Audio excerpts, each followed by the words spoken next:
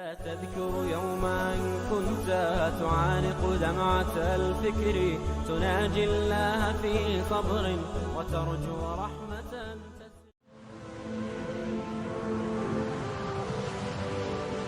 حضرت عمر رضی اللہ تعالیٰ عنہ جب ایمان لائے تو آپ نے ایک ایک کافر کے گھر کے دروازے پہ کھڑے ہو کے کہا کہ تم کمزوروں کو مارتے تھے، میں تمہیں بتانے آیا ہوں میں محمد عربی کا نوکر بن گیا۔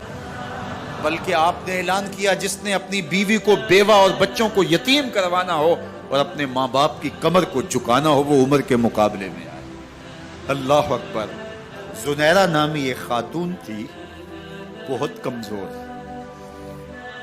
راوی کہتا ہے کہ اس کی ہڈیوں میں گودا نہیں تھا، عشق رسول تھا، اور اس کا ظالم آقا اس کو مارتا ہے، اور جب مار مار کے تھک جاتا ہے ادھر سے عمر آ رہے ہیں، یہ اسلام لانے کی پہلے کی کہانی ہے، ادھر سے عمر آ رہے ہیں تو اس نے کہا عمر تم جوان آدمی ہو تو یہ چھوڑتی نہیں ہے اپنے نبی کا نام، ذرا تم آؤ۔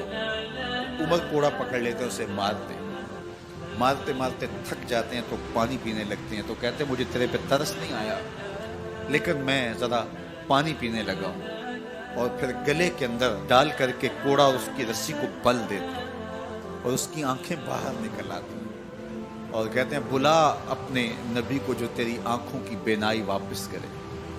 اللہ اکبر۔ تو اس نے آسمان کی طرف منہ کر کے کہا مالک میں کبھی بھی آنکھوں کی بینائی نہ مانگتی لیکن اب تیرے نبی کی عزت کا سوال ہے۔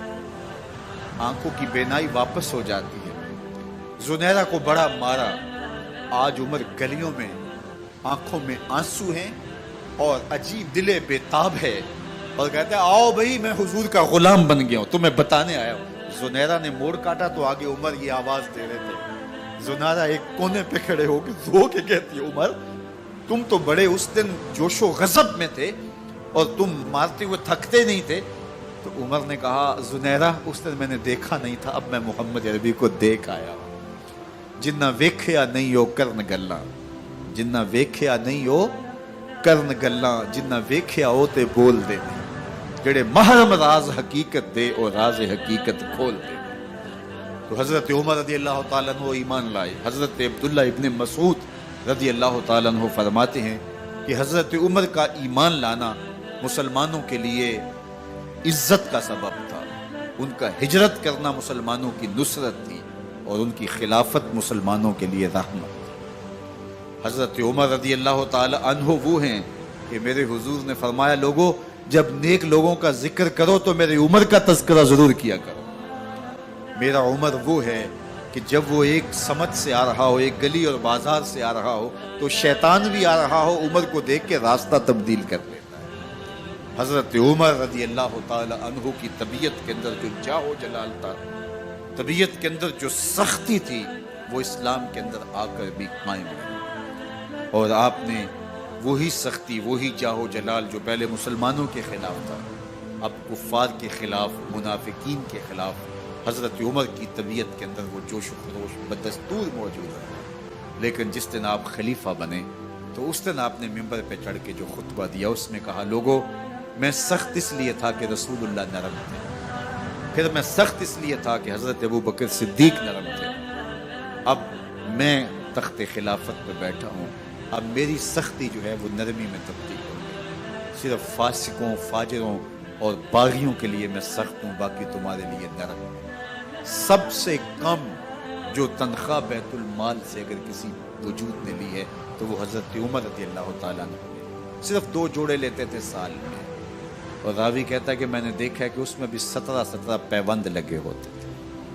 حضرت عمر رضی اللہ تعالیٰ عنہ کا طرز زندگی، آپ کا انداز معاشرت اور آپ کا انداز خلافت، ہر لمحہ آپ کی زندگی کا اٹھا کے دیکھیے کتنی مرتبہ قرآن حضرت عمر کی رائے کے مطابق نازل ہے۔ اللہ تعالیٰ جل شانہ نے ان کو صاحب الہام بنایا تھا۔ ہر امت میں کوئی صاحب الہام ہوتا ہے، حضور کی امت کا صاحب الہام حضرت عمر رضی اللہ تعالیٰ، اور آقا کریم نے انہیں اپنا وزیر قرار دیا۔ فرمایا میرے 2 وزیر آسمانوں میں ہیں، 2 وزیر زمینوں میں ہیں۔ آسمانوں کے وزیر جبرائیل اور میکائیل ہیں اور زمین کے وزیر ابو بکر اور عمر ہیں۔ رضی اللہ تعالی عنہما۔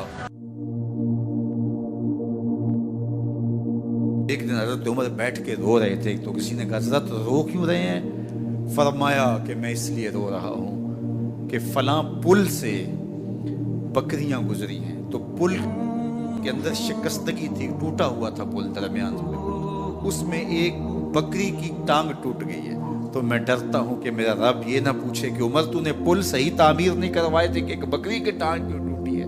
یہ ہیں حضرت عمر رضی اللہ تعالی عنہ۔ اللہ اکبر۔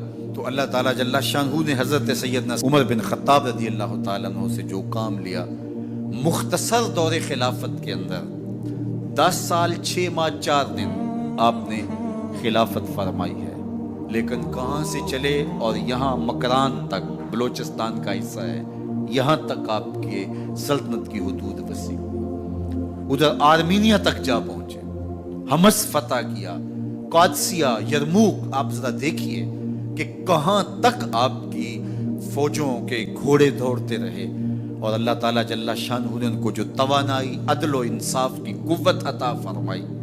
اللہ اکبر۔ جب زمین پہ عدل کیا ہو تو زمین بھی حکم مانتی ہے، اور حضرت عمر وہ تھے جن کا حکم ہوائیں بھی مانتی تھی، زمین بھی مانتی تھی، جن کا حکم جو ہے وہ آگ بھی تسلیم کرتی تھی، اور دریا بھی ان کا حکم مانا کرتے تھے۔ مصر کے اندر یہ رسمیں بد جاری تھی کہ سال کے بعد ایک دوشیزہ کو زیورات پہنا کے اچھے لباس میں ملبوس کر کے دریا کی بھیڑ چڑھایا جاتا، اس کی قربانی دی جاتی، اس کا خون بہتا تو دریا چلتا۔ جب مسلمانوں نے مصر فتح کیا تو گورنر نے لکھا کہ اسلام تو اس طرح کی رسوم کی اجازت نہیں دیتا، لیکن خشک سالی ہے، لوگوں کی فصلیں ویران پڑی ہے، تو حضرت کیا کیا جائے؟ تو حضرت عمر رضی اللہ تعالیٰ عنہ کاغذ کے ٹکڑے پہ لکھتے ہیں بسم اللہ الرحمن الرحیم، مصر کے نیل کی جانب عمر کا خط لکھتے ہیں، اے نیل اگر تو اللہ کے حکم سے چلا کرتا ہے تو چل، ورنہ ہمیں تیرے چلنے کی کوئی حاجت نہیں ہے۔ اور قاصد کو کہا یہ خط لے جاؤ اور جا کے دریائے نیل میں پھینک دو۔ قاصد جا کے خط دریائے نیل میں پھینک دیتا ہے، پانی آتا ہے، ایسا دریائے نیل چلا، 14 صدیاں ہوئی ہیں آج تک کبھی بند ہی نہیں ہوا۔ دریا حکم مانتے، آگ نکلتی ہے۔ لوگ حضرت عمر رضی اللہ تعالی عنہ کے پاس آئے، حضرت لاوا پھوٹا ہے، آگ نکل رہی ہے اور مدینے کی طرف بڑھ رہی ہے، اب کیا کیا جائے؟ فائر بریگیڈ تو زمانے میں تھی نہیں۔ عمر نے اپنی قمیض اتاری، جس قمیض پہ 17 پیوند لگے ہوئے تھے چمڑے کے، کہا یہ قمیض لے جاؤ، جدھر آگ بڑھ رہی ہے آگے ڈھالنا، آگ پیچھے بھاگ جائے گی۔ زلزلہ آتا ہے تو زمین پہ دھرا مارتے ہیں، زمین رک جا، کیا عمر نے تیری چھاتی پہ عدل نہیں کیا ہے؟ تو یہ عمر ہیں رضی اللہ تعالی عنہ کہ جن کے انصاف کی وجہ سے، جن کے عدل کی وجہ سے اللہ تعالیٰ کی رحمات، اس کی برکات کا نزول ہوتا تھا، اور اللہ تعالیٰ نے مسلمانوں کو وہ آبرومند حکومت دی۔ کائنات کی تاریخ کے اندر ایسی حکومت آپ نے نہیں دیکھی ہوگی جو حضرت عمر نے حکومت کی ہے۔ اللہ اکبر۔ فرمایا فرات کے کنارے پہ ایک کتا بھی پیاسا مر گیا تو اس کا حساب بھی عمر سے ہوگا۔ باہر سے سفیر آتا ہے اور آ کے پوچھتا ہے کہ میں امیر المومنین کے، مسلمانوں کے حکمران کے محل میں جانا ہے، تو وہ مسکرا کے کہتے ہیں ہمارے امیر کا تو کوئی محل نہیں ہے۔ کہا کہاں ہے تمہارا امیر؟ کہا مسجد نبوی میں ہوگا یا بیت المال کی اونٹوں کی دیکھ بھال میں لگا ہوگا۔ وہ جب گئے تو مسجد میں نہیں ہے، اللہ اکبر، وہاں گئے تو وہاں بھی نہیں ہے۔ پھر کیا دیکھتے ہیں کہ عمر رضی اللہ تعالی عنہ جنت البقیع کے پاس ایک درخت کے نیچے اینٹ کا سرانہ رکھ کے سوئے ہوئے، تو اس نے کہا عمر تو نے عدل کیا ہے، تجھے کچی اینٹ پہ بھی نیند آ گئی، ہمارے حکمرانوں نے انصاف نہیں کیا، اور وہ بند اور محفوظ کمروں کے اندر بھی سکون اور چین کی نہیں سو سکتے۔ حضرت سیدنا عمر رضی اللہ تعالیٰ عنہ نے اس طرح ان امور سلطنت نبھائے۔ آپ دن کو لوگوں کی دیکھ بھالی کرتے، لوگوں کی